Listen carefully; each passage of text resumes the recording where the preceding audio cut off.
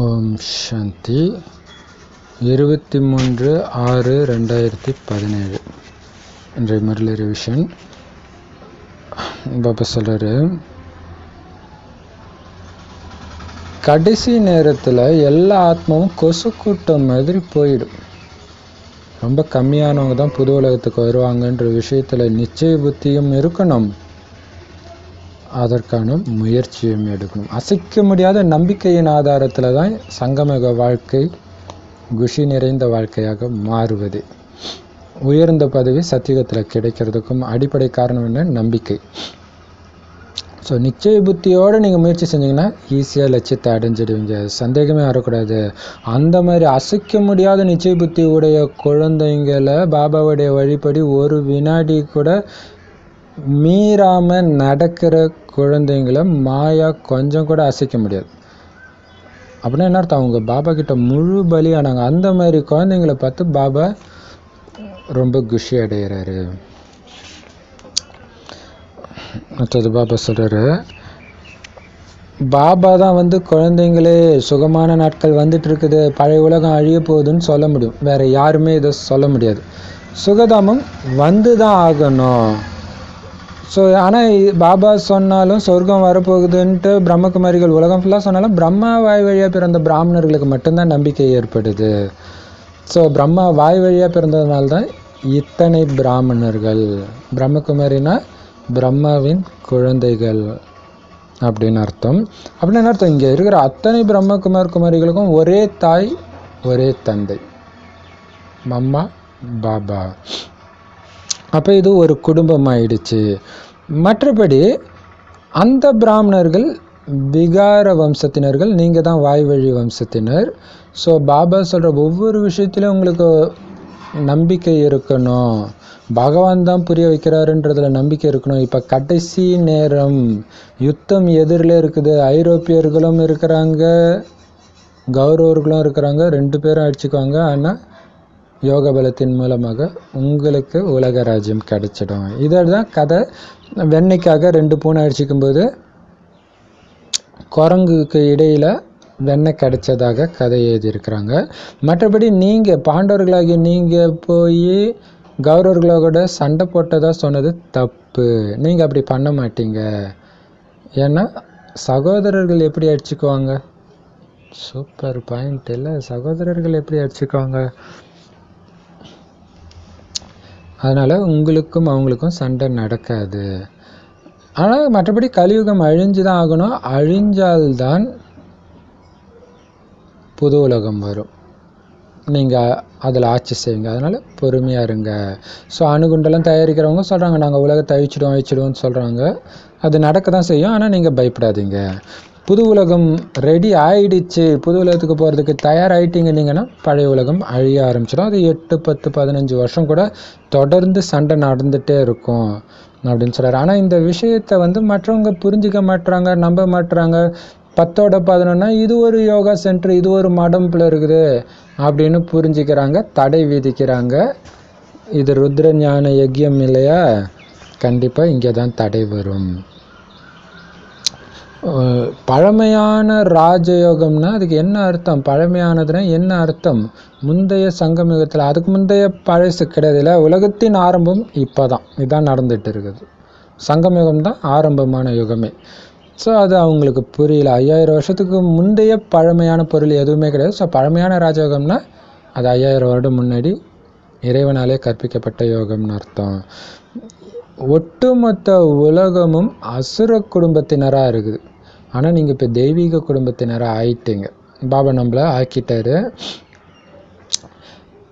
அடுத்தது பாபா சொல்றார், முக்கியமான 4 தர்மங்கள்: தேவதா தர்மம், இஸ்லாமிய தர்மம், புத்த தர்மம், கிறிஸ்தவ தர்மம்.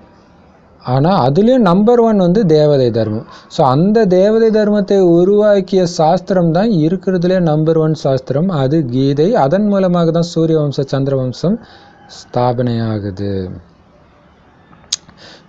இப்போ இறைவனிடத்தில் நீங்கள் இந்த ஞானத்தை எடுக்கிறதுக்காக சந்திக்கிறதோட நினைவாகத்தான் கும்பமேளா கொண்டாடப்படுது. இதில் தான் நன்மை இருக்குது. ஸோ நன்மை செய்யக்கூடிய கும்பமேளா ஆத்மா பரமாத்மா சந்திப்பு தானே தவிர கடல் நதிகள் சந்திப்பு கிடையாது. ஸோ சத்தியுகத்துலேருந்து திரேதா, துவாபர், கலி அப்படின்னு குறைஞ்சிக்கிட்டே வருது, கலைகள் இழந்துக்கிட்டே இருக்குது.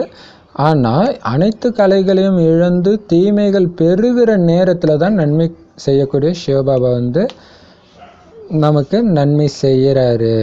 இதை நீங்கள் சிந்தனை செஞ்சு மற்றவங்களுக்கு புரிய வைங்க.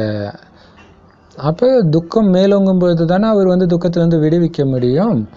மற்றபடி எல்லோரும் விடுவிக்கன்னா கலியுக இறுதியில் தான் வர முடியும். துவாபரகத்தில் வந்தாருன்னா துவாபரகத்தில் எல்லோரும் கிடையாது. அப்போ விடுவிச்சுட்டு போனதுக்கப்புறம் மற்றவங்க பிறவி எடுப்பாங்க, அவங்க துக்கத்தில் துடிப்பாங்களே, அப்போ இறைவனை திட்டுவாங்கல்ல. ஸோ அதை நீங்கள் யோசிக்கணும். இது ஒரு சூப்பர் பாயிண்ட் இல்லையா புரிய வைக்கிறதுக்கு. அடுத்தது பாபா சொல்கிறாரு, எப்படி நாடகம் முடியும் போது எல்லா ஆத்மாக்களும் வந்துடுவாங்களோ அதேமாரி இப்போ எல்லா ஆத்மாக்களும் இங்கே தான் இருக்கிறாங்க. துக்கம் நிறைஞ்ச உலகன்றதுனால தான் எங்களை அழைச்சிட்டு போங்கன்னு எல்லோருமே சொல்கிறாங்க. ஆனால் தானாக யாரும் போயிட முடியாது. இன்னொரு விஷயம் குழந்தைங்க, பாபா குழந்தைங்கள பாபா தாங்க முடியல பாபா சீக்கிரமாக அழைச்சிட்டு போ பாபான்னா கூட பாபா சொல்கிறார் அப்படியெல்லாம் நடக்காது குழந்தை, நீ உயர்ந்த நிலையை அடையிறதுக்கு கொஞ்சம் நேரம் பிடிக்கும். ஸோ முயற்சி பண்ணு. ஒரு வினாடியில் ஜீவன் முக்தின்னு சொல்லப்பட்டிருக்கிறது சரிதான் இல்லை. நீ ரெடி ஆனவுடனே பாபா விசில் ஊதினோடனே டக்குன்னு ஜீவன் முக்தி கிடச்சிடும். ஸோ பாபா குழந்தை ஆகுறீங்கனால அப்பாவுடைய ஆஸ்திக்கு அதிகாரி ஆகுறீங்கன்னு தான் அர்த்தம். இருந்தாலும் உங்களோட முயற்சியின் அனுசாரம் தான் உங்களுடைய பதவி. உடனடியாலாம் கர்மாதித்த நிலை ஏற்படாது. கர்மாதித்த நிலை அடைஞ்சிச்சுன்னா சரீரத்தை விட்டுருவீங்க. இப்போவே சரீரத்தை விட்டீங்கன்னா யார் சேவை பண்ணுறது? அதனால் சட்டத்தில் அப்படி கிடையாது. அதனால் இறுதி வரை மாயையோடு யுத்தம் செஞ்சுக்கிட்டே இருங்க, களைப்படைஞ்சிடாதீங்க. கடைசியில் ரிசல்ட் வரும், மாயாவை எத்தனை பேர் வென்றீங்க, கர்மாதித்த நிலையை அடைஞ்சிங்க அப்படின்ட்டு. அதுக்கு நீங்கள் பண்ண வேண்டிய முயற்சியெல்லாம் எவ்வளவு முடியுமோ அவ்வளவு வீட்டை நினைவு செஞ்சுட்டே இருங்க.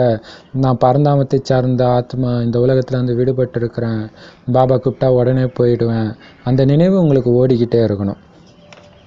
அங்கே தான் சாந்தி, அமைதி கிடைக்கும் இல்லையா. ஸோ இது அசாந்தி நிறைந்த உலகம்.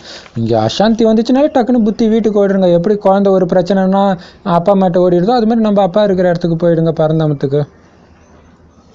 இப்போ மட்டும்தான் உங்களுக்கு 3 உலக ஞானம் தெரியும். அடுத்தது நீங்கள் என்னவா ஆக போகிறீங்கன்னு தெரியும். அதனால் பயங்கர குஷியில் இருக்கிறீங்க.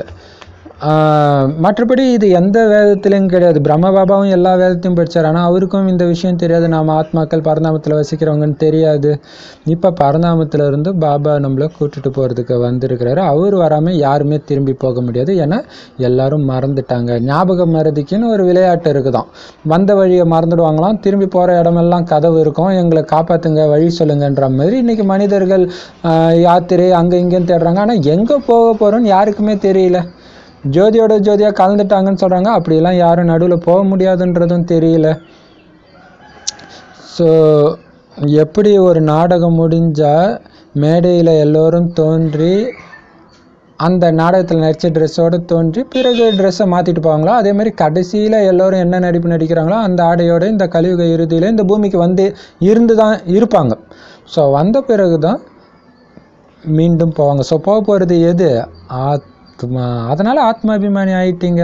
நான் ஆத்மா, ஒரு உடம்பு விட்டு இன்னொன்று எடுப்பேன், 84 பிறவி முடிச்சிட்டேன், இப்போ இத்து போன ஸ்டேஜில் இருக்குது, இந்த நாடகம் முடிஞ்சிடுச்சு, எல்லாருடைய நிலையும் இத்து போன ஸ்டேஜில் இருக்குது, இப்போ சுகமான நாட்கள் மீண்டும் வரப்போகுது, உலகத்தின் சரித்திரம் பூகோளம் திரும்ப நடக்க போகுது அப்படின்ற நிச்சய புத்தியினால் குஷியாக இருக்கிறீங்க. அதுக்காக பாபாவுடைய கட்டளை சிரம் மேற்கொண்டு பின்பற்றும். அதில் அவருடைய முக்கியமான கட்டளை என்ன? குழந்தை எழுந்தாலும் நடந்தாலும் அமர்ந்தாலும் எப்போவுமே நான் இங்கே நடிச்சிட்டு இருக்கிறேன், கூப்பிட்டா போயிடுவேன், என்னுடைய வீடு அது, இங்கே சும்மா நடிச்சிட்டு தான் இருக்கிறேன், இது ஒரிஜினல் கிடையாது அப்படின்றது உங்கள் புத்தியில் இருந்துகிட்டே இருக்கணும். பாபா நம்மளை மலராக்க தூய்மையாக்க முயற்சி செஞ்சுக்கிட்டே இருக்கிறாரு. ஸோ ஆரம்பத்தில் தேவதை தர்மத்தினர் நாம தான் வரப்போகிறோம். அதனால் இங்கே நடக்கிற எந்த பண்டிகை கொண்டாட்டம் எதுவுமே நமக்கு கிடையாது. நமக்குள்ள ஞானம் இருக்குது, சதா குஷியாக இருக்கிறோம். அதனால் இங்கே இருக்கிற பண்டிகையிலெல்லாம் நம்ம நேரத்தை வீணாக்கிறது கிடையாது. உயர்ந்த தர்மமாக இருந்த பாரதவாசிகளின் தர்மம் இன்னைக்கு தாழ்ந்ததாக, கர்மமும் தாழ்ந்ததாக ஆகிடுச்சு. மாயா எல்லாரையும் பாவம் செய்ய வச்சிருச்சு. ஆனால் சத்தியுகத்தில் ராவணனே இருக்க மாட்டான். நீங்கள் செய்கிற காரியங்களுக்கு எதிர் விளைவுகளே இருக்காது. ராவணன் தான் எல்லா இடத்துலையும் எதிர் விளைவுகள் செய்கிற காரியங்களாக மாற்றிட்டான். ஸோ அதனால தான் துக்கம் மேலோங்கி கிடக்குது. இப்போ மீண்டும் அந்த புது உலகத்தின் எஜமானராகனா பாபாவுடைய வழிப்படி யோக பலத்தை நிரப்பிக்கணும். மற்றபடி புஜ பலத்தினாலோ ஆயுத பலத்தினாலோ யாருமே உலகத்துக்கு எஜமானராக ஆக முடியாது. ஒருவேளை பயங்கர ஆயுத பலம் பணபலம் நிறைந்த 2 வல்லரசு நாடுகள் ஒன்று சேர்ந்துட்டா உலகத்துக்கு எஜமானர் ஆக முடியும். ஆனால் நாடகத்தில் அப்படி கிடையாது. உங்களுக்கு தான் அது கிடைக்க போகுது அவங்க அடிச்சுக்கும்போது. இன்றைக்கி நியூஸ் பேப்பர்லாம் பார்க்குறீங்க, எங்கேயாவது சண்டை நினச்சுன்னா கொலை கூட பண்ணிடுறாங்க.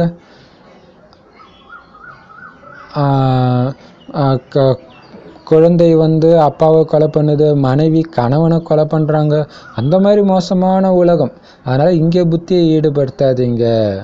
ஒரே ஒரு தர்மம் இருக்கும்போது தான் சக்தி. அந்த இடத்துக்கு நாம் போகிறோம். இப்போ ராவணனுடைய அதிகாரம் தான் இருக்குது. ஆனால் எந்த வேத சாஸ்திரத்துலேயும் இந்த விஷயம் இல்லை. விகாரங்கள் தான் உங்களுக்கு துக்கத்தை கொடுத்தது, இதுலேருந்து விடுபட்டிங்கன்னா ஜெயிச்சிடுவீங்க, சொர்க்கம் ஆகிடும், அங்கே சுகமே சுகம்தான் இருக்கும்னு தெரியல யாருக்குமே. ஏன்னா வேதத்தை எழுதுனது சன்னியாசிகள். சன்னியாசிகள் சொர்க்கத்தின் சுகத்தையே பார்க்கலையே. ஆனால் பாரதவாசிகளுக்கு தான் அது தெரியும். பாருங்கள், யாராவது செத்துட்டா சொர்க்கத்துக்கு போயிட்டாங்கன்றாங்க. அப்போ இவங்க இருந்தது நரகத்தில் தானே இவ்வளோ நாள் இருந்திருக்கிறாங்க. ஆனால் நீங்கள் நரகத்தில் இருக்கிறீங்கன்னு சொன்னால் கோச்சிக்கிறாங்க. இன்னொரு விஷயம், இறந்தவங்களை எதுக்கு மறுபடியும் இங்கே கூப்பிட்டு திதி கொடுக்குறாங்க, சாப்பாடுலாம் வச்சு படைக்கிறாங்க? அவர் தான் சொர்க்கத்துக்கு போயிட்டாரு. அப்போ உண்மையிலே அவங்க நம்பலைன்னு அர்த்தம். ஆனால் உண்மையிலே சொர்க்கத்தில் என்னென்ன கிடைக்கணும் குழந்தைங்க டிரான்ஸில் பார்த்துருக்குறாங்க. ஆனால் நரகத்தில் அவ்வளோ மோசமான உலகமாக இருக்குது. வெறும் துக்கமே துக்கம். ஒரு புறம் பாரத பூமியோடைய நிலைமை மோசமாக இருக்குதுன்னு பாடுறாங்க, இன்னொரு பக்கம் தங்கம் மாதிரி உயர்ந்த தேசம்ன்றாங்க. பாபா சொல்கிறார், உயர்ந்த தேசம்தான், ஆனால் ஒரு காலத்தில் அப்படி இருந்துச்சு, இப்போ கிடையாது. அனைத்தையும் இழந்து ஏழை ஆகிடுச்சு. நாமளும் அசுர குடும்பத்தினராக தான் இருந்தோம், இப்போ ஈஸ்வரிய குடும்பத்தினராக ஆகிட்டோம். ஒவ்வொரு கல்பத்திலும் அப்பா கிட்ட இருந்து முழு ஆஸ்தியை அடையிறோம். இருந்தாலும் மாயை துவாபரகத்தில் இருந்து நமக்கு சாபத்தை கொடுத்துடுது. பாருங்கள், எவ்வளோ சாமர்த்தியசாலியாக நல்ல நல்ல குழந்தைங்களை மகாரதிகளெல்லாம் வீழ்த்திடுது.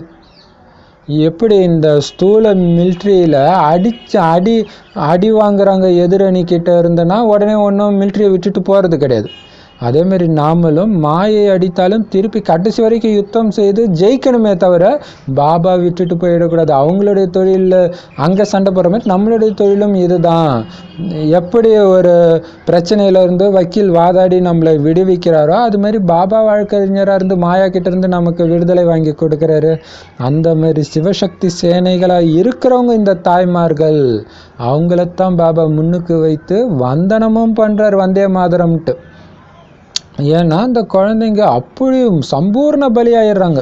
மாயையின் எந்த புயல் காமம் கோபம் பற்றி எதுக்கும் ஆடாமல் அசையாமல் இருக்கிறாங்க. ஸோ அப்படி இருந்தால் தான் கர்மாதித்த நிலை ஏற்படும். அது கடைசியில் ஏற்படும். அந்த நேரத்தில் எல்லோருக்கும் குஷியாக இருக்கும். ஆனாலும் தேவதைகள் இந்த பூமி தூய்மை ஆகாத வரைக்கும், உலகம் அழியாத வரைக்கும் அவங்க வரமாட்டாங்க.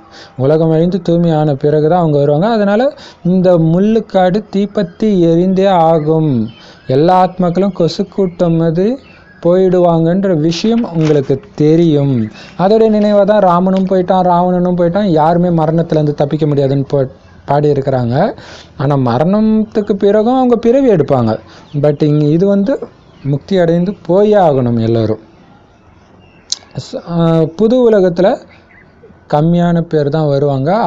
அதில் கண்டிப்பாக நான் வருவேன்னு நிச்சய புத்தி வைக்கணும், நம்பிக்கை வைக்கணும்.